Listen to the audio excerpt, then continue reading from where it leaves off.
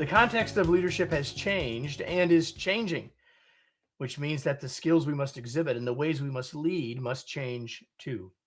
Our guest today calls that change elevated leadership. When you leave today, you will have likely elevated your view of the leader's role. Welcome to another episode of the Remarkable Leadership Podcast, where we are helping organizations and leaders grow and lead more effectively and make a bigger positive difference across their teams, organizations, communities, and the world. If you are listening to this podcast, you could join us in the future live on your favorite social platform. You can find out when they're happening, get all of the inside information, and therefore join us and interact sooner. Like in the case of today, almost 2 months sooner before it gets released to the podcast. You can find out how we're doing it and when we're doing it on our Facebook or LinkedIn groups, two of the places where this live streams. Just go to remarkablepodcast.com/Facebook or remarkablepodcast.com/LinkedIn to get all of the inside scoop and hopefully then join us in the future live later. If you like what you're hearing today and want help developing the leaders in your organization, we should chat. You can reach out to info@kevineikenberry.com, and that'll give you the chance to get scheduled on my calendar to have a conversation about what you need and how we might be able to help. Super excited to have you, and you're going to know why once I bring in my guest. So let me bring her in now. Here she is. Her name is Laurie Maddalena, and she is, let me tell you about her before we get any further.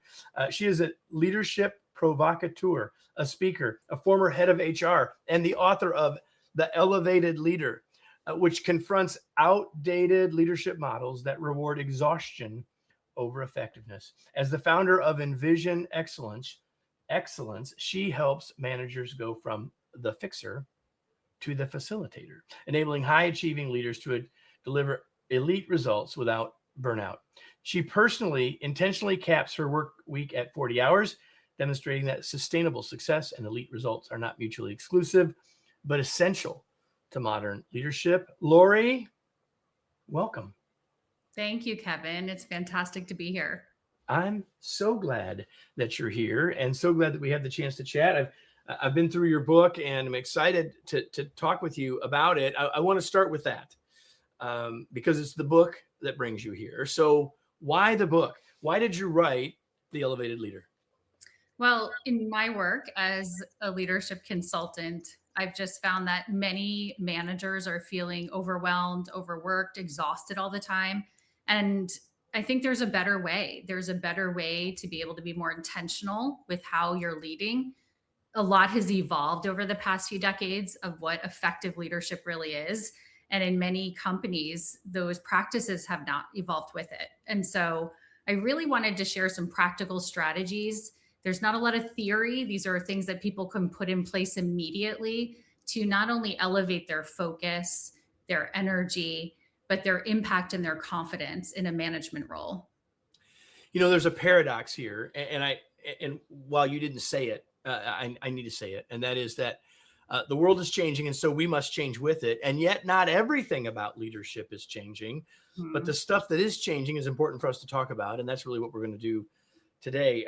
From your perspective, Laurie, what's the big idea of the book? Yeah, the big idea is that you don't have to be overwhelmed and overworked all the time, that there are practices to implement, daily practices, insights, things that you can do that can help you move from being more of a fixer, which is what a lot of us were conditioned to do as leaders, is to get in the trenches, fix things, make sure you're moving projects along, to really leading at a different level, leading people, being able to get results through people, coaching, developing. And so I share the strategies of how to do that, because I think we talk about some of these things in companies, like we should be coaching our employees or we should be leading people, but people don't always know what that means, especially if they've been in the workplace for a while and what they did before was rewarded of making sure that work was getting done. And now there's been a fundamental shift. And so we have some people who are even seasoned leaders who are struggling to be effective in today's environment. And so, I mean, that's the core, is the practical strategies. But another reason why I wrote this book is I believe that most people want quality of life. And in the past, I think leadership equated to sacrifice. That if you were going to climb the corporate ladder, it meant that you couldn't have a great personal life. And I really challenge that idea that there's always trade-offs, there are always sacrifices in these choices, but there are ways that we can use our focus and energy intentionally and be highly effective and also have a high quality of work of life rather outside of work. When I think back on this book later, and I don't know about the conversation, but I presume the same will be true of the conversation. When I think back on your work later, that word energy is probably going to be the thing that will stand out the most to me, probably where we'll spend some of our time. But before we do that, you put your stake in the ground and said the elevated leader. Mm-hmm. So describe, and you've sort of headed that direction, but describe the elevated leader to us. Yeah, the elevated leader, I think the core is they're intentional. They're intentional with how they're spending their focus and energy.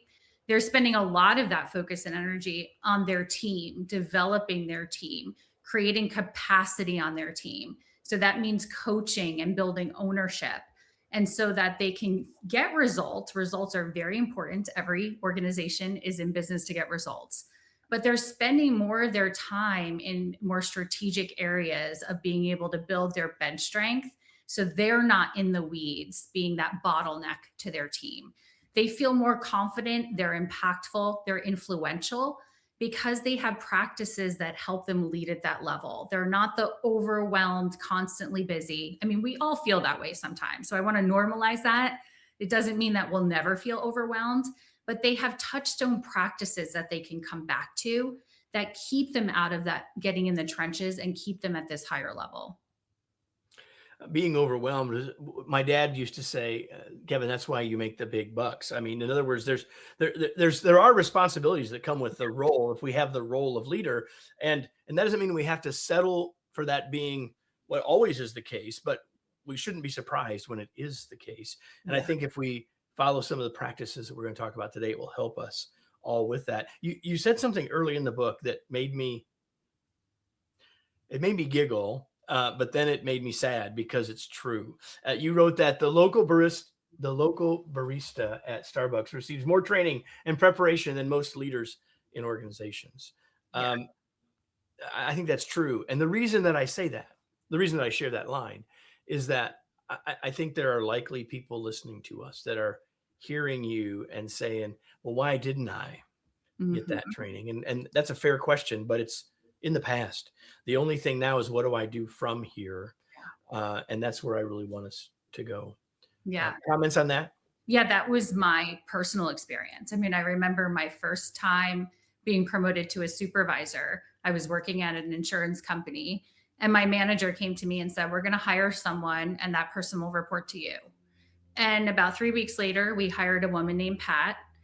And no one sent me to any training. No one even sat down with me to talk about, here's the responsibility of being a leader. So I thought that my job was, well, now I'm in charge of the work. So what do? I tell her what to do. I answer her questions. And this was in an environment, even this is a few decades ago, where leadership was more transactional, and it wasn't what we're talking about today, which is more of this transformational type of leadership that really involves people and coaching, engagement, and all these other aspects. So I think at that time you could be fairly effective in that kind of leadership. But it was very stark to me that it just never even occurred to me that my job shifted in any fundamental way becoming a supervisor. And I mean, even fast forward a few years from that, when I became a director of HR, I remember my manager, the VP, calling me in the office about 3 months into that position. And she gave me feedback. She said, Laurie, I didn't promote you to keep doing the things you were doing before. You should not be fixing payroll issues.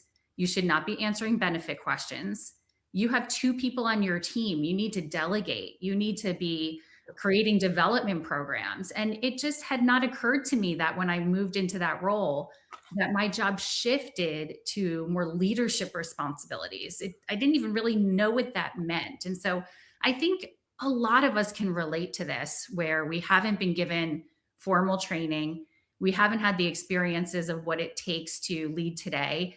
And there's been such a shift over the past few decades that all of a sudden we're in this place where people are feeling like, how do I lead in a sustainable way? I'm not even sure what to do because the pace of change is accelerating. We have 5 generations in the workplace. I know, Kevin, from your work, like this makes it a lot more complex than it was even a few decades ago. I think that's right. Now, you make a statement, and it's actually a chapter title. And I'm curious, I want to talk about this before we sort of dive into your model, because I think this is worth talking about. You say that not everyone is meant to be a leader. Now, I've read the chapter, so Yeah. I'm not sure we're that far apart, but I don't agree with that statement Yeah. completely. So Yeah. tell me what you mean by that statement. Yeah. What I mean by that statement is that context is important. So, one, I believe you can lead your life. I believe you can be a leader without authority. You can be a leader any place in the organization without authority. But I It's do not a not job title, in other words. correct. But I do not believe everyone is meant to be a leader of people. I believe that leading people takes a skill level. Sometimes a personality goes into this, but it certainly can be learned. But I think there are many people who do not feel like it's aligned with their strengths and talents. And I think a mistake we've made in organizations is we make it the next step in growth is always leadership. Typically, it's been leadership. I really think we need to create other paths for people that are not. And I can give a great example of this. I had one of the best employees who worked on my team when I worked for a credit union. Her name is Eve. She was fantastic in her role. And I remember my CEO coming to me and saying, you need to promote Eve to manager of HR. She's amazing. And when I would sit down and talk with Eve about it, she said, Laurie, I never want your job. I don't want to lead people. I don't want to give feedback. I would not be great at handling tough conversations. It's just not what I love. Like, I want to continue and develop and grow in this role. I don't want to stay stagnant, but I don't want to be in charge of people. And I think we do a disservice sometimes. We put people in roles who it's not aligned with their talent or they didn't know what to expect. I really believe we need to give people a peek behind the curtain before they get there so that they can opt in or out. I mean, I can think of jobs that I wouldn't be great at. So I don't think we're all good at everything. And leadership is about understanding what it entails and choosing, making a choice to go into that type of position. That's actually the only place that we're in disagreement, and not disagreement, but where I would say it slightly differently. That I believe because it's skills that anyone that chooses to can. Not everyone will choose. And if Right. they don't choose with good information, as you're describing, then we shouldn't try to take them there if that's not where they want to go. Right. In that regard, we are in 100% agreement. Yeah. And there are lots of people here who are listening who are thinking about leadership organizationally, and that's an important thing for you to think about. Like, who wants to make that move, and how do we develop them, and who doesn't, and how do we support them? It's That's really super important question. Yeah. So you talk about what you call the elevated leadership model. You talk about some things that can sabotage us, but they're sort of inside of the model when you flip them around. And so I just want to go right to the model and talk about that a little bit. It's Yeah. a 6-part model. I'll just let you sort of overview it, and then I'm going to take us into a couple pieces. If you Yeah. So, I mean, the core of the model is intention. That if we approach everything with intention, whether it's how we plan our day, how we go into a conversation with an employee, how we're showing up in meetings, being aware of the energy that we're bringing. So that's the core.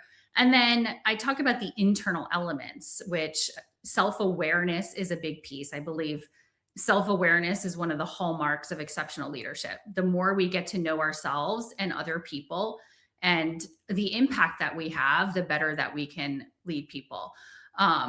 Energy is a huge piece of this. And I think this is a part that we often don't think about is how do we not only make sure we're taking care of ourselves so that we can show up as our best every day. For example, I personally believe sleep is a superpower for leadership.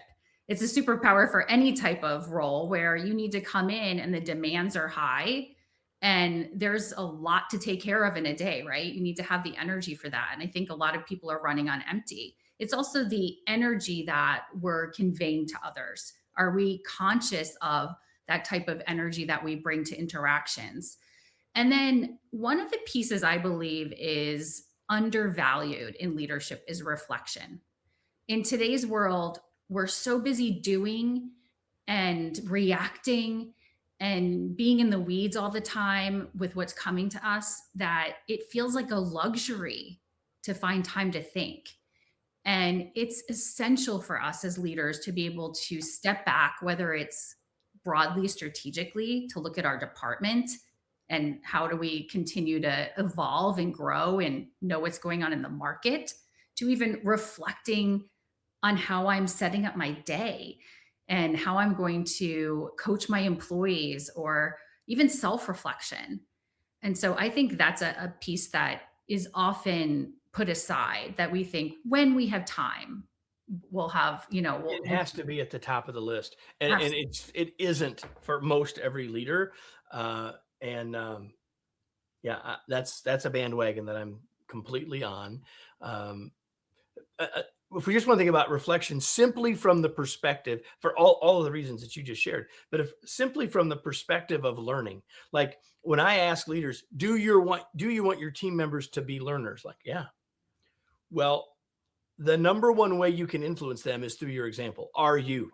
Yes, Right? that's right. And you don't want them to just keep plowing forward without reflecting. And so the best way you can encourage that in them is to show them. That's right. And so even if you just want to start there, right? I mean, all of the reasons you gave, thinking externally, thinking about how I'm going to do that moving forward. But even like, okay, how did I run that meeting yesterday? What do I want to keep doing, and what do I not want to do again? Because Kevin, was not good.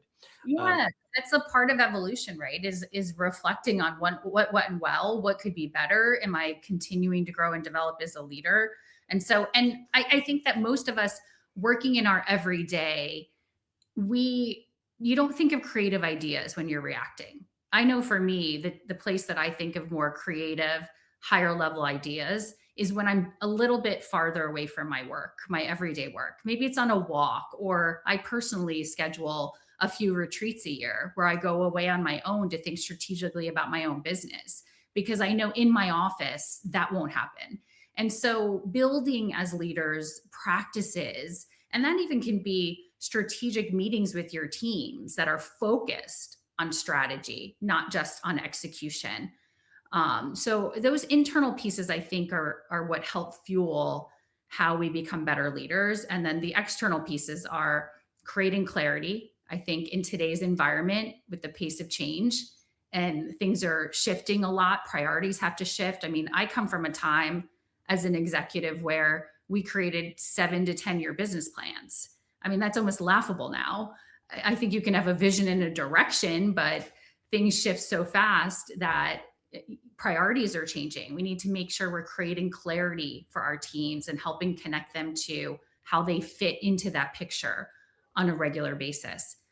Caretaking the culture is my term for all of the people, human side that is so important for being able to get results. So, coaching, specific feedback, developing people, building connections, showing appreciation. Traditionally, things called soft skills, I like to call them essential skills. I know you've used the term human skills. Those to me this is the fuel of how we get results. And that's the third one, is facilitate results. Every company is in business to get results. So you can't caretake the culture and have a great team feeling and not get results. You have to have a balance of both of those things. Leadership is reaching valuable outcomes with and through others. You got to have both, for sure. I love the way that you talk about this, both internal and external, and we've talked about those things. You were talking when you were finishing up your conversation about reflection. And recently I had Leanne Davey on with me. And one of the things that she and I talked about was do more nothing. Like we gotta find a way to put that space in. And I think we could argue that that's actually job one, Yeah. because everything else on this list cascades from that. That's Right. right. You list, we didn't talk about reflection first, but in the book, you talk about it first. And I could make the argument that everything else flows from that. So I love that. But I said at the beginning that I wanted to talk a little bit more about this energy thing. And so tell me a little bit, give people a couple of nuggets about what we can do, because our energy is being used, right? It's being sapped by ourselves and by others and by our context. And so, what are a couple of things that leaders could take away from this conversation, or that organizations could take away for their leaders in this conversation that they could go apply right away? Yeah, I think what we talk about a lot in companies is how to manage time. How do I manage my time better? And I think really the discussion should be more around focus and energy. And so from a personal place, this could be understanding your own energy patterns. Some people have more energy in the morning, some people in the afternoon. I know for me, I personally, after probably 2:30, starting a big project is not the best energy time for me. And Well, it's a good thing we're going to be done before 2 o'clock then. that's right. That's right, Kevin. And I also talk about this practice of productivity sprints, of blocking time in your calendar where you're focused on one thing, where you can move that one thing in your key result areas. So the most important areas and priorities for your position. And I think most people are reacting to everyday daily things and not focused on key result areas. And so a piece of the energy is blocking that time to put full attention and energy on something that's most important in your role to get results. And a lot of people are reacting, they're not intentional with that. So if you know your energy patterns and you can schedule something when you're going to have that energy to focus on one thing, not having 50 tabs open, your email open, people coming in your office constantly, that's not going to work. So it's preserving your energy for those times. And that could be even a coaching session with an employee, that I'm going to schedule this at a time where I'm making the intention to go in there with the energy of being curious, to listen, be present with that person, not be on my phone, not have my email open. The more we understand that about ourselves, we can really channel that in a way that's going to help us to be more productive in the ways that are possible. I also Yeah. think yeah, Oh, go ahead. no, please go ahead. I was just going to say, I think it's also how we show up with our team members. And so, are we putting the right amount of energy into how we run our meetings? Are they reactive based, or are we being intentional with how we're using that time? So, I mean, a lot of meetings are a waste of time, that people don't have a goal. We're talking about, Really? yes, I know, right, Kevin? And even that, if you do an inventory, an audit of the meetings you have, and are the right people involved? Are there things that you could delegate to someone on your team? How are we using this time? Do we have an agenda with a specific goal so that you're preserving people's energy for the things that matter most? And then I talk a lot about personal energy of, I like to think of my energy in 3-day cycles. So if I know I have a keynote speech on a Tuesday morning, going out with friends on a Sunday night or staying up watching TV is not going to help my energy for that day, because I know that it will take me 3 days to really, preserve that energy for that. So it's looking out, it's being more broad with your schedule of what it requires of you, and calibrating how you're preparing for that so that you have the reserves to be as effective as possible. I want to go back to it. One of those pieces on energy that you talked about was you call blocking a productivity block. However, we want to talk about blocking our time. I'll just share. I want everyone who's listening to do this mental exercise with me. Yes or no? Have you ever blocked time on your calendar to work on a critical thing? And because I've asked hundreds and hundreds of leaders this, I know that your answer likely is yes, which is great. Goes right along with what Laurie's saying. It's fantastic. Second question: has that block ever gotten taken off because someone needed you during that time? And I can tell you what that answer is too. Yep. It's yes. And so let me ask you a third question.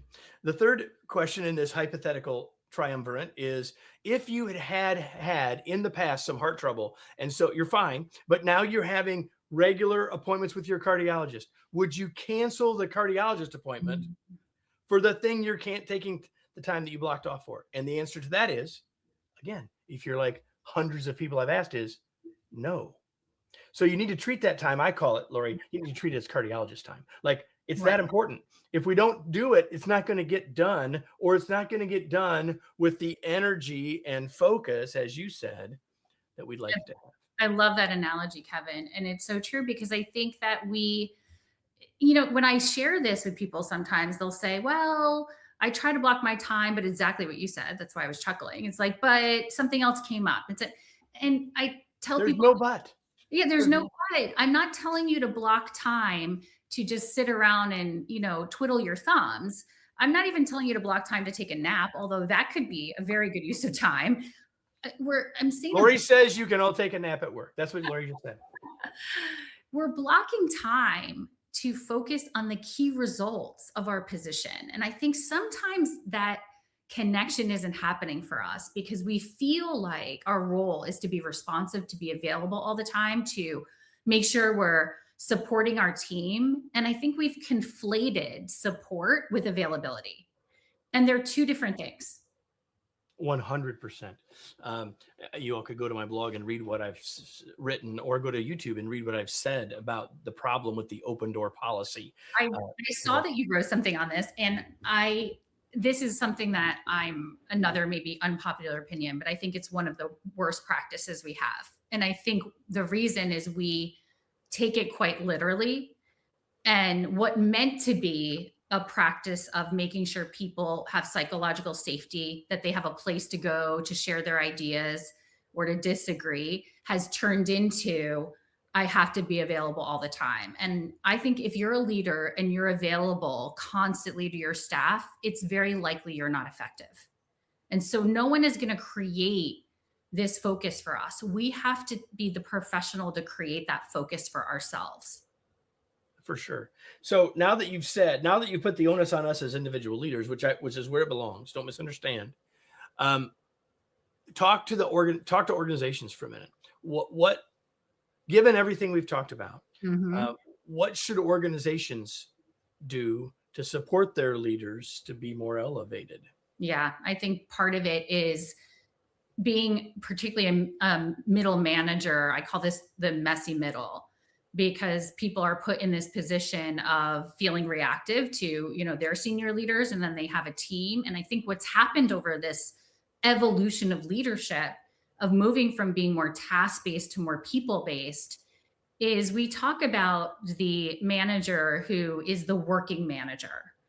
And in my opinion, the working manager, which means someone is straddling doing tasks and also leading people, no longer works. And so, I don't know that it ever did. Yeah. So before I want you to continue, but for everyone who's listening, if you're like, I don't know what you mean by that, if you've ever been on a project part-time, like you're half-time on this job and you're half-time on another job, tell me how that feels, because it's exactly what Laurie's talking about. Yeah. I just think you're right. It never really worked. And it doesn't particularly work now because we've had such a shift in people focused. I mean, 30 years ago, people would stay at their company likely for their whole career. What was valued was sacrifice, tenure, loyalty. And now we're in an environment where people will not stay just because they started there early in their career, right? We need to be able to engage people and create fulfillment and flexibility and all these other things that are important. So engagement is a lot harder than it ever was, which is why we need to spend a lot of time with people. And so if we're expecting managers to be able to be in the trenches and fix and also lead people, there's just going to be overwhelm. So, I think a big piece of this is making sure we're training people, we're treating leadership as a true profession, which is why I say the Starbucks barista gets more training than most leaders. I worked at Dave & Buster's in my early 20s at a restaurant. The training and testing I had to go through before they even put me as a server on the floor was probably 10 times more than I had as a leader moving into a leadership position. And so we have to treat it and think of it as setting up our managers for success. If we can give them the tools, because often when I'm teaching people some of these tools around coaching and having challenging conversations more confidently, moving from confrontation to conversation, they're relieved. They say, okay, we don't have to do the traditional way, which is the write up and the disciplinary action. There's a better way. And when they have those skills, they feel more confident and they're more effective and influential. We may end up at that place, but we can't, we Right. don't need to wait until we're at that place before we do anything, right? Which takes so much of the pressure off of all of that. That's so correct. Is there, before we start to wrap up, Laurie, and our time is about up, is there anything that you wish I would have asked that I didn't? Well, you asked about the open door policy, which I'm glad we talked about that, because I don't believe in that. I think that, a big premise of what I talk about is moving from fixing to facilitating. And that a lot of us were conditioned that our job as a manager is to fix, to move things along, to give answers, to be the all knower of everything so we can, keep projects going. And I think that's been also a fundamental shift. We can't be fixers. We need to be facilitators. And, drawing back on that example I gave when I was in HR, that's really what my VP was trying to tell me. She said, I can't have you fixing, being in the trenches. That's not your role anymore. And when we move into a leadership role, it fundamentally shifts. We need to learn how to facilitate results through others. And that could be, someone comes to us with a problem, an employee. What should I do? How should I handle it? We start to build not only the ownership, but the critical thinking skills. And we can say something like, well, what do you think? What options have you thought of? How might you approach this? The more we build that capacity, then we can start to lean on our teams and start to delegate in some of these other things that tend to be bottlenecks to being effective leaders. That's really the core of what helps us to be successful in today's environment. I would agree. So before we wrap up, I have the only question you knew for sure I would ask you is this one. Like, what are you reading these days? I love to read, so I'm often reading many things. But right now, I just started the book, The Transformation Economy, that one of my clients recommended to me, which is really about moving from just experiences to transformation. That's really what people are looking for. And I think in any type of business, it's very relevant. I've been really enjoying that book. The Transformation Economy, that'll be in the show notes. And of course, Laurie's book, The Elevated Leader, will be in the show notes as well. So Laurie, for those who are watching, as I hold the book up, tell people where they can learn more about you, get connected with you, or where you want to point them before we wrap up. Yeah, sure. LaurieMaddalena.com. We also have a couple of assessments there that are complimentary for leaders around the 6 leadership saboteurs and moving from fixing to facilitating. And then, of course, would love to connect with anyone on LinkedIn as well. There you have it, everybody. So, Laurie, thanks for being here. Before we go, I have a question for all of you. It's the same question that I ask you every week. If you've been here before, you know it's coming. Doesn't matter if you know it or not. The only question is, will you answer the question, which is now what? What action will you take now? Because listening to us, enjoying this, and even nodding your head, not enough. The only thing that will elevate you as a leader, the only thing that will boost your confidence, the only thing that will transform your team, the only thing that will help you become a more remarkable leader is if you take action. The question is, what action will that be? It's not my job or Laurie's job to tell you what that is. We've given you plenty of fodder to consider. Your job is to say, what do I take from this that I'm going to apply today, tomorrow, or next week? Because until you do that, none of the time that you just spent with us will really have made a difference. Laurie, thank you so much for being here. It was a pleasure to have you. Thank you, Kevin.